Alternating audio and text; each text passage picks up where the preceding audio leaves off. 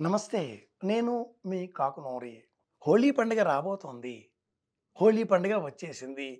హోలీ పండుగ అయిపోయింది. హోలీ ఎందుకు? ఏం చెయ్యాలి? హోలీ ఒకరోజు ముందు సాయంత్రం కామదహనం చేస్తారు. మరుసటి నాడు ఉదయం వసంతోత్సవం అన్న పేరిట రంగులు విరజిమ్ముకుంటారు. పూరి జగన్నాథ స్వామి దేవాలయంలో వసంతోత్సవం. ఉజ్జయిని మహాకాలుడి సన్నిధానంలో వసంతోత్సవం. ఉత్తర భారతదేశంలో విరివిగా వసంతోత్సవం పేరిట రంగులు విరజిమ్ముకునే క్రీడ మనం గమనిస్తూ ఉంటాం. ఈ ఫాల్గుణ మాసంలో మోదుగ పూలు విరివిగా లభిస్తాయి. తంగేడు పూలు, మోదుగ పూలు.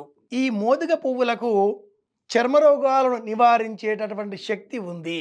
తంగేడు పువ్వులను నీటిలో వేసి బాగా మరగ కాచితే ఎరుపు రంగు లభిస్తుంది. ఆ రంగును విరజిమ్ముకున్న ఎడల చర్మ వ్యాధులు తొలగిపోతాయి. ఇది చెప్పడం కోసం, మోదుగ చెట్లను కాపాడడం కోసం, ఆయుర్వేద రీత్యా ఇవన్నీ మనకు మేలు కలిగించేవి అని చెప్పే నిమిత్తమై ఈ ఉత్సవాన్ని ఇలా మార్చిన ప్రాచీనులు అంతరార్థం ఎలా బోధించారు?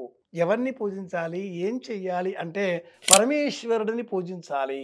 హోలీ పండుగ ముందటి రోజు సాయంత్రం వేళ ఆవు గో ఉత్పత్తులుగా చెప్పబడ్డటువంటి గోమయంతో సిద్ధం చేసిన పిడకలు, కర్రముక్కలు, వీటితో వీధి కూడళ్లలో మన్మథుడికి రూపం ప్రతీకాత్మకంగా అంటూ ఒక ఎఫిజీ అంటాం మనం, దిష్టి బొమ్మ సిద్ధం చేసి దహనం చేసి ఒకరోజు దీక్ష స్వీకరించాలి.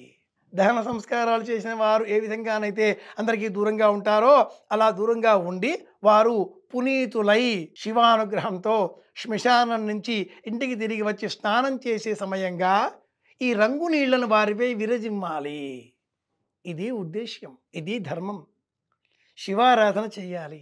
చిన్నారి బాలబాలికలకు ఆ మన్మథ దహనం చేసిన బూడిదని కాసింత నుదుట బొట్టుగా రాచి కొత్త వస్త్రాలు ధరింపజేసి మెడలో పంచదార చిలకలు, ఎండు కొబ్బరి ముక్కలను కత్తిరించి వాటితో చేసిన మాలికలను అలంకరించి వారిపైన ఉండే దృష్టి దోషాలు తొలగిపోయినవి అనేటట్లుగా ఆనందపరచాలి. ఇవి పాటించవలసిన విధులు, ధర్మాలు.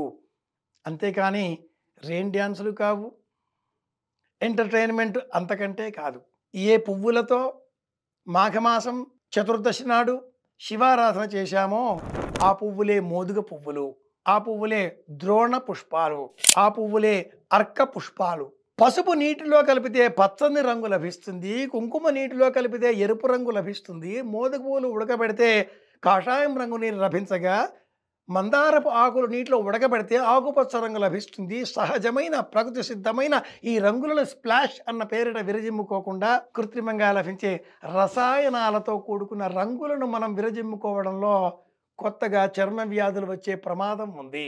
పండుగ మనం నిర్వహించుకునే సమయంలో పక్కవారికి నష్టం కలిగించరాదు. రాజ్యాంగం ప్రకారం మనవి అయినటువంటి ప్రాథమిక హక్కులు 19వ అధికరణం కింద ఎంత బాగా అందించిందో ఈ రాజ్యాంగం 92వ అధికరణం కింద అంతే. మన స్వేచ్ఛ మనకు మాత్రమే పరిమితం, అనేక పరిమితులకు లోబడి ఉంటుంది అని కూడా హెచ్చరించింది. పండుగలను నిర్వహించే సమయంలో బాధ్యతతో మెలిగే ప్రయత్నం చేద్దాం. సనాతన హైందవ సంప్రదాయాన్ని, భారతీయ విలువలను, హిందూ ధర్మాన్ని, సనాతన విశ్వాసాలను పక్కవారు వెక్కిరించకుండా శాస్త్రబద్ధంగా పాటించే ప్రయత్నం చేద్దాం. గొప్పతనాన్ని అంగీకరిద్దాం, పాటిద్దాం. మళ్ళీ కలుసుకుందాం. మీ కాకునూరి. శుభమస్తు.